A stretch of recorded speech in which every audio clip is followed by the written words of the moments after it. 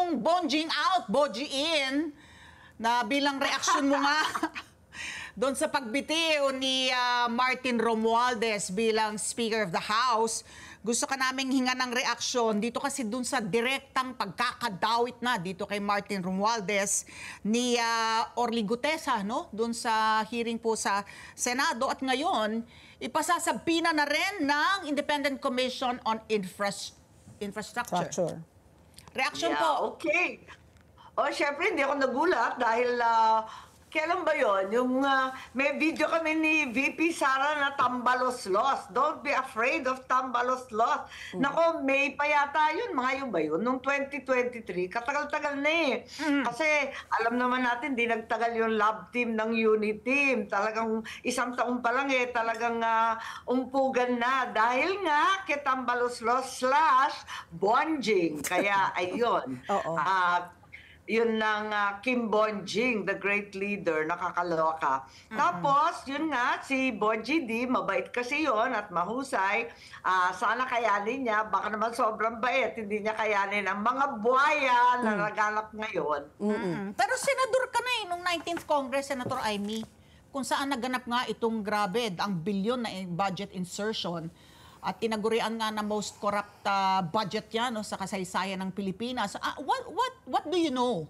Na ito, yung... Yes, kung maalala nyo, yung 2024, nagwawala na ako tungkol sa budget.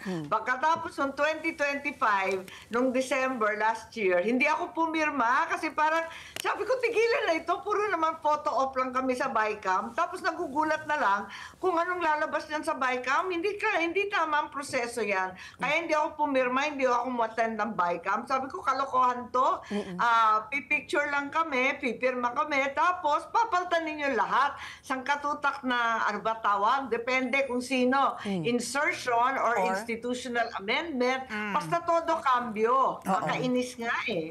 So, Senator Amy, sa mga pagdinig po ng Senate Blue Ribbon Committee, tsaka yung, maski na iilan lang, no, yung nangyari po sa House of Congress, I'm just going to ask your opinion. Yung mga nabanggit na mga pangalan, were those the names that you were expecting? Were there revelations there? Or are there names that you're expecting pa? Your personal assessment po sa mga pangalan po na ngayon ay naisiwalat na. Ang dami-dami pa dapat na pangalan kasi talaga nagkakagulatan. Hindi lang naman nagtatapos kay Saldi ko yan, sangkatutak pa ang damay-damay dyan. Hindi ko maintindihan ngayon, nagkakaturoan, biglang yung mga senador na. Kaya nakakagulat. Ang dapat talaga dito, talagang buwagin ang buong sistema. Ang ating mga congressman, kung sino ba dyan, ang mga bumibira ng budget, alam naman natin yan, yung mga senador, kung dawit ba talaga. Pero itong nangyayari na nagkakaturoan, taguan, tapos ramdam namin na hanggang saldi ko lang eh. Parang pinagbabawalan na aakyat pa sa dapat akyatin.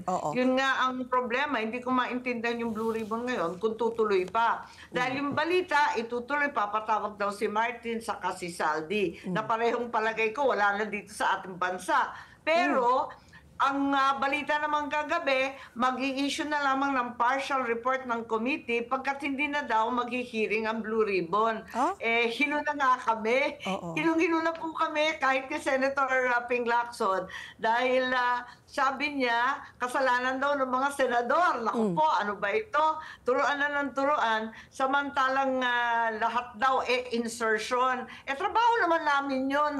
Pag pinasok ng presidente yung budget, isa-isahin namin yun. Siyempre, may mga amendment dyan, papaltan. Maraming request yung mga department. Laging kulang. Ang mga LGU, maraming humihingi ng tulong. Di siyempre, hanggat kaya, papaltan o kaya pakikiusapan. Ganon talaga yun. Pero hindi lahat insertion yon, ang sama ng dating.